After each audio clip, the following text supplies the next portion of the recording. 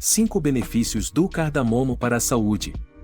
Reduz a pressão arterial e protege contra lesões cardíacas, devido suas propriedades antioxidantes e diuréticas. Possui compostos que combatem bactérias, ajudando a tratar infecções e melhorar o mau hálito. Ajuda a reduzir inflamações, protegendo as células de danos. Melhora a digestão, aliviando desconfortos intestinais como cólicas e diarreia. Pode ajudar a diminuir os níveis de açúcar no sangue, contribuindo para o controle da diabetes.